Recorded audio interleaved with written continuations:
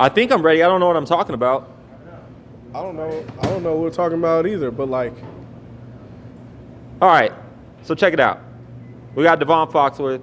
If you guys didn't know, we've been friends for a long time. When I first started tattooing, got my first professional job, it was me and Devonne in the spot. It was just me and him tattooing. So we got a long history and stuff. We split ways for a while. He went to the bad, stayed in the sack. And now we've been working together for a lot longer now. And Yeah. it's working out. yeah, You think it's working out?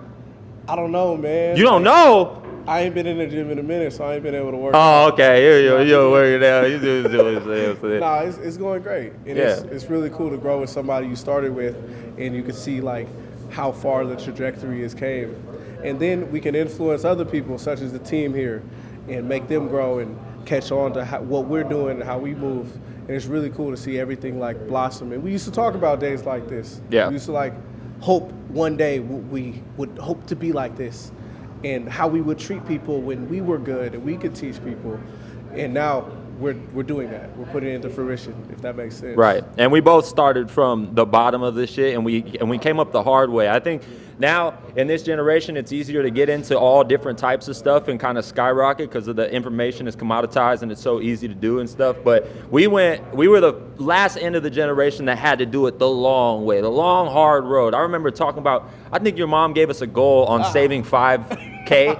She's Yes. like, save 5K, Yes. guys. Like, try to say 5K was a lot of fucking money. Yeah. Like back then, it was hard to make $1,000 and keep it. You know what I mean? And it was tough. In that time, we would get like a good month and be like, yo, what was it? You made a half a rack. A half a rack? Like in a Woo! month. You rich, boy. And then I was paying for that room, and it was $400. Oh, yeah. So it was. I had Oh, he wasn't $100 making in shit. spending. And then he had a car payment. Not yet. Not yet? I had no car payment at that. Oh no! I had to pay my mom's boyfriend $100 a month, but like some weird stuff happened, and I just never paid that dude. So, Oh, like, man. he ain't never. Is he gonna getting that collect? money back? Bro. Is he gonna Like, collect, bro? I mean, he can get it in blood. Oh, I mean, you gotta get it back in blood. No, for real, I'm not gonna pay. You ain't gonna pay that shit. Well, let's tell him about when you did get a car note, and then what type of interest rate did you have, Devonne Foxworth? I definitely got a BMW. I got a white BMW. White BMW. And it was like 2013 and 2015. I don't know. But all I know is my interest rate was like at 29%. 29% interest rate on a BMW, and he was 21 years old. 21? Yeah, I was 21. It was interesting. It was fun while it lasted. But it didn't last. Yeah, I definitely got whooped on that interest rate. Yeah, Don't no, for pay sure. that. Yeah, don't. Don't let no one do that. I almost did this too when I was a kid. I wanted a car so bad. I went to CarMax and I was forcing my way into a car. And then I realized that it was going to be 25% interest rate. I didn't give a fuck. My mom was like, you're tripping, bro. Like, don't fucking do it. It's stupid. Like, long term, you're going to hate yourself. And then I was like, damn it. Like, I really wanted the car. But I'm glad I didn't do it. It's really tough, though, because back in the day, we were working so hard for so little. And we just wanted to feel some kind of status symbol for the work that we had put in. So obviously the easiest way you could do is a status symbol on my set of keys. They thought I was selling dreams. You know what I'm saying? There you go. You know what I'm Nipsey saying? Hussle, the Nipsey great. Hussle. Honestly, at that time, I just needed a reliable car because remember I had that. But you little wanted the white car. BMW though. I needed something. You're a BMW type guy. You, Oh, that's for your, sure. Yeah. So if you're gonna get a car though, if you're gonna pay, because you could have got a something you like. Toyota off like straight up for like $2,000 if you wanted a reliable car. Yeah, Because I had the bucket at one point. you did. But remember, I had the white car. You've never seen it run. You've never seen it run. I It would get walked? in it. No. Oh. No. It didn't even walk. Either. It didn't even roll. Oh shit. So I had that. It was a 93 Cadillac Eldorado. And it would overheat every 2 miles you drive. And I would just hop out, take a little break, and chill for a minute. Yeah. And then I'd be like, okay, time to drive it. another Act like ain't mile. nothing wrong. Just hop out, It was you know, just- chilling. Yeah, and Yeah. it would just die, and it was cool, but it wasn't reliable. Then after that, Yeah. that's when my mom's little boyfriend, I don't know what he was. Was that the at Stratus? time. The Stratus Is the one the that he next was car. okay? Yes. Okay, so I he had a the little Stratus, black Dodge Stratus. Yeah. And that wouldn't even turn on sometimes, but I'd be like, man, I'm mobbing a little bit. Yeah. But I was just so tired of having like bullshit cars, and I was like, man, I want something like I can rely on, but I also wanted something cool, and I'm Yeah. gonna spend this is the most money I ever spent in my life. So I was like, let me get something a little cool. Plus, he doesn't spend a lot of money on other stuff. Well, I mean, I do the same thing, but like you kind of pick the things that you spend the most money on, and you kind of are humble in the other areas. So like cars is a thing, and now, ever since started making some money and stuff, like he got the whips now. He got the whips, but All right, I only got nah. he got the whips. I want some cars, but I am practicing patience, and there's more goals other than cars. So like right now, I'm getting everything set up so I can have my real cars that are gonna retain value, have something else pay for those things. Yeah. So where I feel like I don't want to be working my hours and my days towards an object. I don't wanna be paying for an object. Because you're going to be stuck in the perpetual cycle of just trading your time for money. But we need to get to the residuals where the cash flow ends up paying for the stuff that you actually want. That's the goal for anybody. Exactly. Yeah. And that just maintains my lifestyle. So right now I have some cool, you know what I'm saying? They're reliable, but I also like to enjoy my time going to work, and when I look back, I want to be proud. So that is a part of my life. I like. He's got a Raptor. He had a Scat Pack. It's definitely not no regular F-150. It's not no regular F-150. It's not regular. That's what I'm getting at. And the point is too is like where it started from where it's going, and there's more to go. But it's not like you're just born with this shit and just had this shit, right? Like there was a point where it was rough, and I remember taking the light rail home and back and forth to work to tattoo. Maybe I tattoo, maybe I don't. We were doing walk-ins at that time. And the shitty thing is when you're tattooing and you're not that good, it's like you want to get walk-ins because if you don't get walk-ins, you don't make money. But when they come in, they want some bullshit and you're really not that good yet. So it's stressful as fuck. Shout out to the walk-ins. Shout out to the walk-ins. Stop asking for like crazy things, bro. Like, yeah. I'm just playing. Y'all can ask for whatever you want. You're welcome to get anything on your body. Yeah. But just take in consideration, like you're walking in and this person doesn't know you or know what you like. So just take some time to be able to express what you want and make your research match what you want. And then you find that artist and go see that artist compared to going to a random person and get something they're not good at. Yeah. So just think about it. I think we had some good times with the walk-ins though, because it used to be lit. Like depending on who you would have slide, like it would be random about how you get in the DMs and you start like figuring out people that could slide, and then all of a sudden it's a little party and you're there till 11 midnight, and then you have some stories to tell. So there was definitely some cool stories and some cool memories to be built off that. But I would never go back to doing walk-ins and doing that to myself. Would you do script?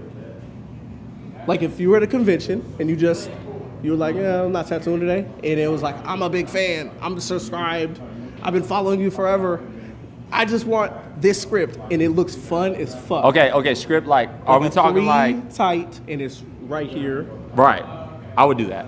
And it's all cool letters. Like I was gonna say, if I had to blast someone's like upper back with a script, I don't know, probably not. I don't know, it's just too much effort for the. I don't know. But if I had to do like a little bit of script on their thing real quick, honestly, I'd be down at conventions to do some micro tat. You've been fucking with micro tats. No, I would fuck with that. Like that sounds fun, bro. Yeah. We love tattooing. Like I just love tattooing, and every little aspect. It's not that we're too good. We just have a special style that we enjoy doing, and if it fits in that, we'll enjoy doing it.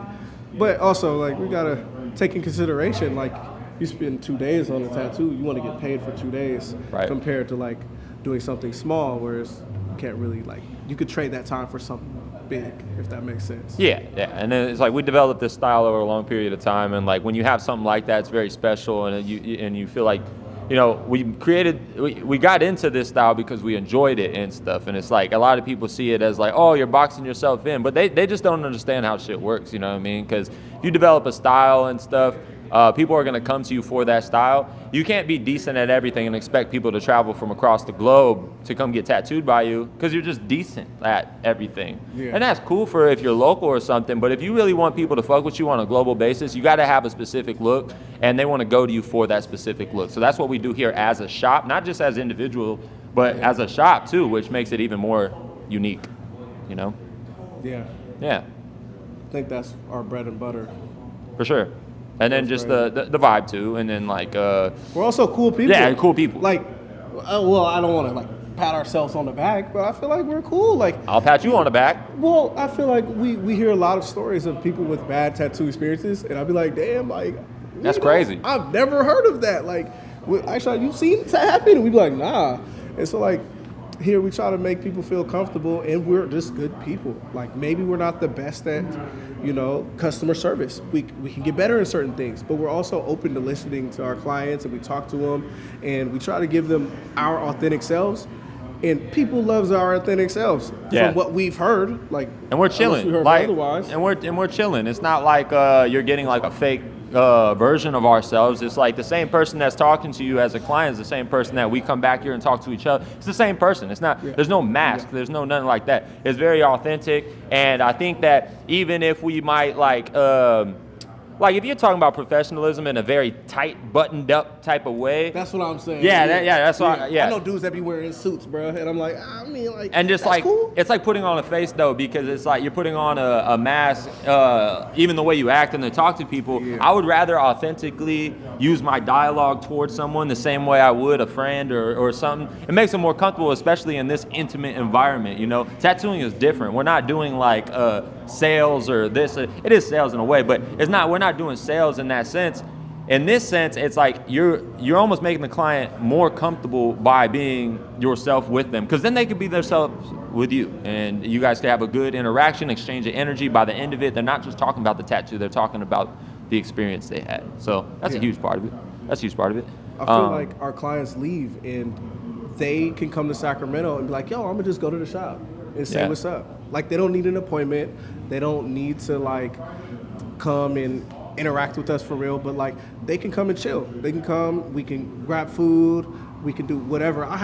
Every person that I tattoo, I promise you, bro, they send me memes. Like random. And that's people. how you know y'all close now, because you're sending each other memes. Hey, you see this shit happen? You see what Kanye said? Yeah. Like they talk about Offset, or like they're in the gym like catch up, bro, and I'm like, damn man, like I am, like my bad. Yeah, like, and that's how acquaintances become like kind of friends on a certain level, which is kind of cool, and that makes it people coming back to the shop or coming back to get tattooed or whatever. It makes it a lot easier, makes them want to do it. It's not just about the tattoos. Once you know that the tattoos is good and you're like, oh, I could be confident that this person's going to put something together that I like every time. After that, it's just about who you are, what the experience is, how the interaction is. Because they could probably go somewhere and get good tattoos, but there's definitely like a difference. A lot of people get a little more cold about how they interact with their clients, or they see them as just income, or they're just trying to knock it out, get the bread, all that stuff. All that stuff is talked about and handled before we even get to the tattoo. We don't even think about the bread. We don't even think about money. We don't, like, all that is talked about in the emails, in the booking process. By the time the clients come in, our only job is to be cool with them and to give them the best experience and the best tattoo. That's it. So, man, I read something somewhere where it talked about your clientele is pretty much a version of you. And I feel like we can really like relate to that. Like our clients come in and it's like, wow, like that's why we relate. You saw my work, you saw what I post, you saw my style, and it resonated. And you were like, okay, cool. Yeah. And it makes sense. I think that's cool. Whatever we put out there, we get in return. And we try to be cool. We try to be cool out there. Yep. So we return cool people. Right. And now our goal is to duplicate that same process with different people. So like we hire on new artists and stuff, and we want to make sure that they have that same mindset going into handling clients and all that stuff. So we're basically just creating more cool people like that, and the more cool people around us and the more cool people that could spread peaks and valleys and just the way we do things, it's even better. Devonne's gonna have his own peaks and valleys. Jess is it's gonna spread like wildfire because it's good. Like it's easier to spread good than it is. You don't want to spread hate. You don't want to spread bad. As long as we're coming from a good place in our heart and all that stuff, and our intentions are good, only good things are going to happen. And we're better together than we are apart. We talk about that all the time. A lot of people want to go off and do their own thing. There's nothing wrong with that. The only thing is just like you're going to find yourself building up and doing the same type of shit that we've already done. Like we've been through the pain, the growing pains of getting to a certain point. You're going to go through that same process. Now I got to find a team that has the same mindset. You already with a team with the same mindset, bro. Like that's all you got to do is stick with it. And I guess the difference here too is like creating opportunities for the artists, a ladder for them to climb in their career, to give them opportunity to not be stagnant. They can make more money if they want to make more money. They could own their own shit. They could do whatever they want, bro. Like they can get rich You know what I'm saying? They can get Hey, rich. My boy Rich. You know Yeah, what I'm saying? Rich. We can get rich and we can get rich. From Richard to rich. You know what I'm saying? Hey, big. He got big. You know, let me just not pocket watch him. Continue what you saying. You know, we're not trying to create one multi-millionaire. We're trying to create multi-millionaires. Yeah. Multiple people that are millionaires, you know, instead of one multi-millionaire. Yeah. Put that makes on a sense. shirt. Clip it. You know what I'm saying? Because I think it's way better that everyone else is successful along with it instead of one guy just being the head. And I think in life, you know, later on when you get older in life, it's all about the relationships you have and the experiences you have with those relationships. And if on your way to getting rich, you burned all of your relationships, you're going to get rich. You might be rich as fuck. You're going to be fucking depressed, bro, because your relationships are burnt on your way there. You sold your soul, so to speak. Yep. And in this way, it's like maybe, you know, we're all millionaires and we're all well off and no one's hurt, no one's hungry, and now we could all just enjoy life the same way that you always imagined it to be, without downing the other person, you know? Yeah. Yeah. I definitely think, like, you can show your value by how much value you have in your phone book, and like if you could really FaceTime these people that are influence you and that are valuable in society. Yeah. You know what I mean? Like you should be able to be like, hey, bro, like, oh, you need this? I'm gonna FaceTime him, and it's just cool that we try to stick with each other. We try to like build up the artists around us. Whoever's around us, we try to make sure they feel valued. That way, they're gonna make it. Like, hey, bro, can you teach me how to pack black? Yeah. He's gonna find out how to pack black, whether or not I tell him or not. So I might as well be the one to kind of tell him, so that now I got him on my team. And so when he makes it, he's gonna remember, oh, that dude, he actually looked out for me when I was low. Now I'm high. Let's link up. Let's be cool. Yeah. Like, that's like a powerful thing to have motherfuckers that's powerful with you and that got your back. Yeah, That's and really cool. if you catch people at the low and you treat them well, you never know. We know where these guys are going to go, but you never know where people are going to go in the future. So, like, if you help someone while they're low, they could be the biggest thing in the fucking world in 5 to 10 years. And you want to make sure that every step along the way, you trusted your past self on how you treated that person and just the way you treat people in general. And you're going to, not that you're trying to get anything out of relationships, but by the time that comes back around, you're going to be like, wow, good things really do beget good things, because I could have treated him like shit, and then I could have just locked. Yeah. You You valued their character, though. Yeah. You valued their character. You didn't see like what, material things or like what their value is to society at or that like moment. short-sighted. Yeah, like Yeah. you didn't have to be like, oh, this person's gonna be great, so I'm gonna be good to them. But instead, It's you not were like that, yeah. I like your character. I saw that. You didn't know anyone saw that, but I saw you be good when no one was around, and so now you can judge that character and see him go crazy. Yeah. What is that? Gut. Okay. Outro? Outro? Yeah. All right, guys. So, oh God, hold on. He's got it set up. All right, guys. So we were just chopping it up. Nothing crazy. We were just in the break room. He's in the middle of a tat, and we were just talking some shit. We were definitely just talking shit, but it was cool, and I hope you guys got a lot from that. We're gonna get up out of here. Make sure you subscribe. Subscribe. You know what I'm saying? Follow us on Instagram. Follow us. Shiny, All of Devonne us. Foxworth. That's right. And then, go and comment. Let us know what you guys think about what we're talking about. You feel me? We want to hear you guys' input. Yeah. If you got suggestions on what you want to hear from Definitely. us. Yep. Suggestions? Yeah. Yeah. Let us get that. Yeah. The more suggestions you give us, more feedback you give us, the more we could, define the content and refine. And we're here for it. We're here for you. Hope you're here for us. And we'll see you guys next time. All right, y'all.